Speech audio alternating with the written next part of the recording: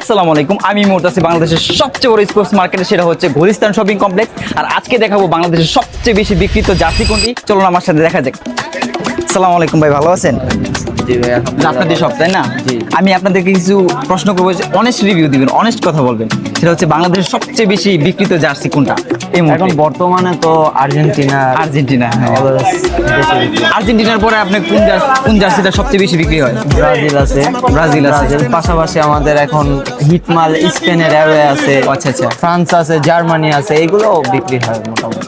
তবে অন্য বছরের তুলনায় এই বছর কি জার্সি বিক্রি বেশি হচ্ছে নাকি আরো কম হচ্ছে? অন্য বছরের তুলনায় একটু প্লেয়ার এডিশনের দিকটা বেশি হচ্ছে। প্লেয়ার এডিশন গুলো আগে যেরকম আপনার নর্মাল জার্সিটা বেশি বিক্রি হতো, এবারকার প্লেয়ার এডিশন বেশি বিক্রি হয়ে যাচ্ছে, মানুষের রুচি ভালো হচ্ছে। নর্মালের যে ক্ষেত্রে আপনার ফ্যান এডিশনটা এখন প্রাইস হাই হয়ে গেছে, আর কিছু বাড়াইলে প্লেয়ার এডিশন পাওয়া যায়।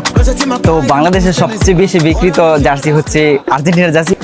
আপনার বাজেট যদি হয় কম আর কোয়ালিটি যদি চান ছাড়া, তবে আপনিও চাইলে চলে আসতে পারেন দেশের সবচেয়ে বড় স্পোর্টস মার্কেট গুলিস্তান শপিং কমপ্লেক্সে।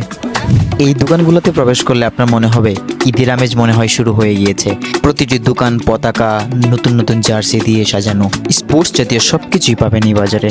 ফুটবল থেকে শুরু করে নতুন নতুন জার্সি, পতাকা। সবচেয়ে মজার বিষয় হলো এখানে কোনো ট্রায়াল রুম নেই, সবাই নিজেদের মতো করে জার্সি পরে সাইজ অনুযায়ী দেখে নিচ্ছে। প্রতিটা দোকানেই যেন তার ঈদের আমেজ ফিরে পেয়েছে, প্রতিটা দোকানেই কাস্টমার। আপনার যদি এখনো এই বিশ্বকাপের জার্সি কিনা না হয়ে থাকে, তবে আপনিও চলে আসতে পারেন এই সবচেয়ে বিগেস্ট মার্কেটে। তবে আপনার দল কোনটা অবশ্যই বলে যাবেন কমেন্টে, আর্জেন্টিনা না ব্রাজিল না অন্য কোনো দল। এখানে ভিতরের পাশাপাশি বাহিরেও রমরমা ব্যবসা জমে গিয়েছে। বিভিন্ন ধরনের পতাকা, বিভিন্ন ধরনের জার্সি বিক্রি হচ্ছে ফুটপাতে। তবুও মানুষের উপচে পড়া ভিড় সত্যিই দেখার মতো। আজ এই পর্যন্ত, দেখা হবে অন্য কোনো ভিডিওতে অন্য কোথাও।